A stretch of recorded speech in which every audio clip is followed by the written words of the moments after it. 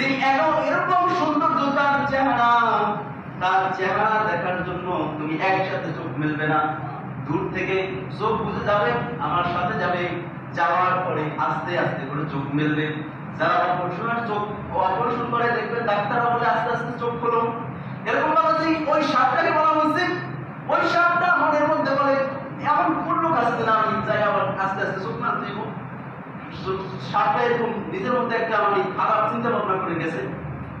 যাওয়ার পরে যখন একসাথে চোখ মেলছে, আল্লাহ নবীর এত সুন্দর তার চোখ খারাপ হয়ে গেছে, অন্ধ হয়ে গেছে। সুবহানাল্লাহ, বলুন না সুবহানাল্লাহ। এরকম আল্লাহ নবী সাল্লাল্লাহু আলাইহি সাল্লামের মুজিজা ছিল। আল্লাহ নবী সাল্লাল্লাহু আলাইহি সাল্লামের মুজিজা এরকম ছিল যে যত মানুষ ছিল সমস্ত মানুষ খুশিতে আচ্ছন্ন হয়ে পড়ল। এবং আল্লাহ নবী সাল্লাল্লাহু আলাইহি সাল্লামের ঘটনা অনেক হাদিসে শামাইলে তিরমিজি নামে এক কিতাব আছে, কিতাবের মধ্যে বিস্তারিত অনেক বর্ণনা। তো সেটার মধ্যে আল্লাহ নবী সাল্লাল্লাহু আলাইহি সাল্লামের কাছে এক লোক আসছেন, ইয়া রাসূলুল্লাহ, ইয়া হাবিবাল্লাহ, আমি ক্ষুধার্ত, আমাকে কিছু খাবার দেওয়া যায় কিনা?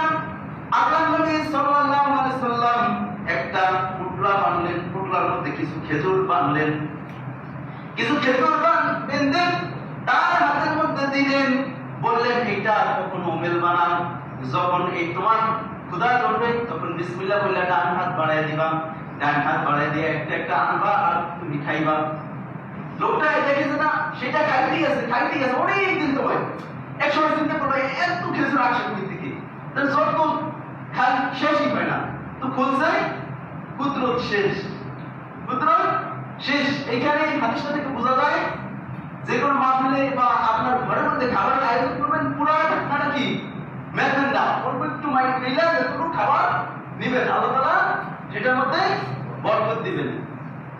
তো আল্লাহ নবী সাল্লাল্লাহু আলাইহি সাল্লাম একদিন আবু হুরায়রা রাদিয়াল্লাহু তাআলা আনহুকে, সবাই ক্ষুধার্ত অবস্থায় রয়েছেন, আমাদের সুপার মধ্যে ৭৬ জন মানুষ ক্ষুধার মধ্যে রয়েছেন, এমনকি তাদের পেটের মধ্যে ভাঁজ পড়ে গিয়েছেন। তাদেরকে তার সামনে আবু হুরায়রা রাদিয়াল্লাহু তাআলা আনহুর সামনে একটা দুধের পেলা আনা হলো। আবু হুরায়রা রাদিয়াল্লাহু তাআলা আনহু চিন্তায় পড়ে গেলেন, বললেন এই দুধ তো আমার ভাগ্যে ধরবে না, কারণ আমি আনছি। আল্লাহ নবী বলবেন এটা বন্টন করে সবাইকে খাওয়াও। যখন আমি সবাইকে খাওয়াবো এই এক পেলা দুধে কয়জন মানুষ পা হবে? ৭৬ জন মানুষ, সে তো হবে না, আমার ভাগ্যে মনে হয় জুটবে না। আল্লাহ নবী বললেন তুমি যাও সবাইকে খাওয়াও, বিসমিল্লাহ বলে ডান দিক থেকে শুরু করো। যখন ডান দিক থেকে শুরু করা হলো, আল্লাহ নবী দেখলেন সেই খাবার দিকে হয়তো ৭৬ জন মানুষ সবাই পরিপূর্ণভাবে খাওয়াছে, বলুন না সুবহানাল্লাহ।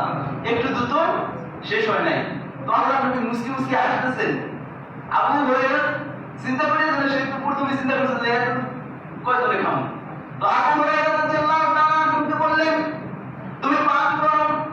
সে পান করলেন, আবার বললেন তুমি পান করো, আবার পান করলেন। আল্লাহ নবী বললেন আবার পান করো, আবার পান করলেন। আল্লাহ নবী বললেন আবার পান করো। সেই আবু হুরায়রা রাদিয়াল্লাহু তাআলা আনহু বলতেছেন আল্লাহর কসম করে বলি আমার পেটের মধ্যে একটু জায়গা খালি নাই, বলুন না সুবহানাল্লাহ। সব পর্যন্ত খাবার শেষ, তখন আল্লাহ নবী সেটা খাইলেন। তার মানে কি আগে আল্লাহ নবী সবাইকে কি খাওয়ালেন, তারপর আল্লাহ নবী শেষে নিজে খাইলেন। উম্মতের মায়ে আল্লাহ নবী সাল্লাল্লাহু আলাইহি ওয়াসাল্লাম কখনো একা খাওয়া পছন্দ করতেন না। সাহাবায়ে কেরাম রাদিয়াল্লাহু তাআলা আনহুদেরকে নিয়ে সব সময় একটু খাওয়া হলে একটু ভাগ করে কি খাইতেন। তো আল্লাহ নবী সাল্লাল্লাহু আলাইহি ওয়াসাল্লাম এর গুণ, আদর্শ, চরিত্র আল্লাহ নবী সাল্লাল্লাহু আলাইহি ওয়াসাল্লামের কাছে এসে এক লোক বলতেছেন, মা আয়েশা রাদিয়াল্লাহু তাআলা আনহার কাছে এসে বলতেছেন, মা আয়েশা রাদিয়াল্লাহু তাআলা আনহার কাছে বলল যে আল্লাহর নবীর আদর্শ কি, চরিত্র কি? তো মা আয়েশা রাদিয়াল্লাহু তাআলা আনহা আবার তাকে পাল্টা প্রশ্ন করলেন, ভাই তুমি কি কোরআন পড়ো না? এবার কোরআন তো পড়ছি। ওই কোরআন পড়লে কোরআনের মধ্যে পাও না ইন্নাকা লা খুলুকিন আযীম, তুমি পাও না যে না ইন্নাকা লা খুলুকিন আযীম। আল্লাহ বলেন আমার নবীকে সৃষ্টি করেছি উত্তম চরিত্রের অধিকারী।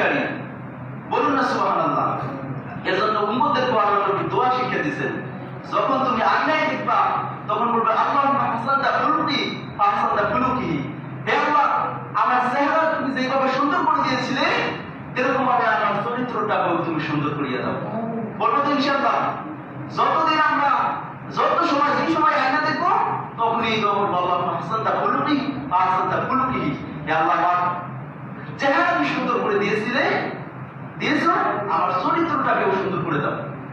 চরিত্র মানুষের নষ্ট হওয়ার কারণে মানুষ এই সমাজের মধ্যে, এলাকার মধ্যে, দেশের মধ্যে চরিত্র সমস্যার কারণে একটা মানুষ আরেকটা মানুষের উপকার করতে তো দূরের কথা, কিন্তু অপকারে মানুষ থেকে যায়। মানুষ হিংসা, ফাসাদ, জেনা ব্যবসার মধ্যে লিপ্ত হয়, ঠিক কিনা? এজন্য জেনা কে আল্লাহ নবী কিভাবে সান্ত্বনা দিয়েছেন খেয়াল করেন।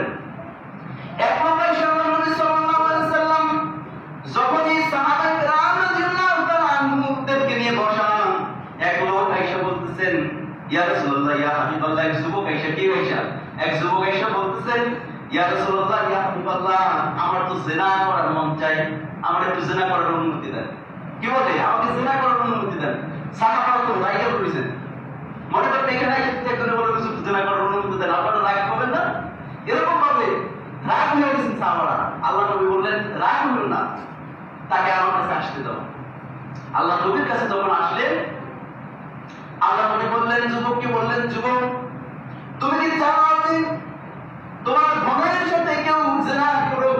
যুবক প্রত্যেকবার বলেন আল্লাহর কসম আমি চাই না। তুমি কি চাও তোমার মায়ের সাথে কেউ জিনা করুক? আল্লাহর কসম আমি চাই না। যুবক কি করতে পারে? আল্লাহর কসম।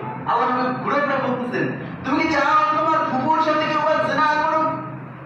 যুবক বলতেছে আল্লাহর কসম করে বলি আমি এটা পছন্দ করি না। আবার বললেন আল্লাহ নবী তুমি কি চাও তোমার খালার সাথে কেউ জিনা করুক? সে যুবকটা বললেন আল্লাহর কসম করে বলে এটাও আমি পছন্দ করি না। ওই যুবক তাহলে তুমি শোনো, তুমি যেরকম ভাবে তোমার মায়ের সাথে, তোমার খালার সাথে, তোমার ফুফুর সাথে, তোমার বোনের সাথে, তোমার মেয়ের সাথে যেভাবে জিনা করা তুমি পছন্দ করো না, এরকম ভাবে আরেকটা লোক চায় না তার বোনের সাথে, তার মায়ের সাথে, তার খালার সাথে, তার ফুফুর সাথে, তার মেয়ের সাথে তুমি জিনা করো।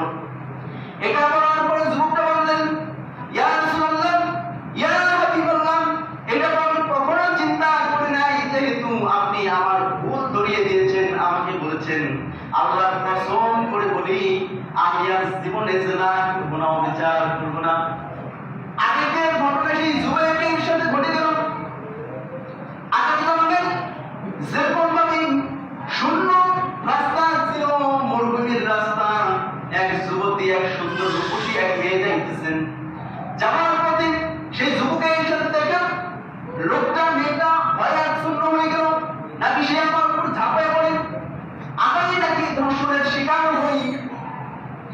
যুবতীটা চিন্তা করলো, যুবক তাকে সান্ত্বনা দিল, না না বোন তুমি আমার ভয় পেও না, আমি তো আগে জিনা অবিচার করতাম, কিন্তু এখন আল্লাহর নবী আমাকে এমন শিক্ষা দিয়েছে, এমন আদর্শ বুঝিয়েছেন, আল্লাহর কসম করে বলি জীবনেও আমি জিনা যাব না, জীবনে কি জিনার কাছে যাব না। এরকম ভাবে আল্লাহর নবী সাল্লাল্লাহু আলাইহি ওয়াসাল্লাম সাল্লামের সময় এরকম করতেন। এক পাখি এসে বলতেছেন ইয়া রাসূলুল্লাহ আমাকে আরেকটা পাখি আমাকে খাবে। তো সেই পাখিটা এসে বললে যে না হুজুর আমি তো অনেকদিন ধরে খাবার পাই না, এই কারণে তাহলে আমি লড়াইতে পাইছি, আমি খাবো। আল্লাহ নবী বললেন আমার দিকে তাকাও, তো আমার খাইতে চাই, আমার শরীরের জন্য একটু বস্তু খাও। তো সে বললো আমার ক্ষুধা মিটে গেছে, বলুন না সুবহানাল্লাহ। আপনার দিকে তাকাইলে ক্ষুধা মিটে যায়। সাহাবায়ে কেরাম রাদিয়াল্লাহু তাআলা আনহুম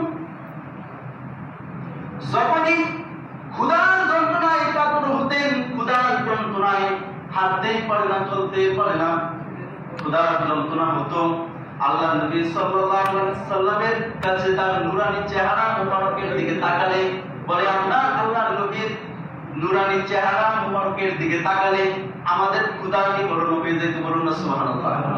এরকম আল্লাহর নবী সৌন্দর্য ছিলেন, আল্লাহর নবীর এরকম আদর্শ ছিলেন। আল্লাহ বলেন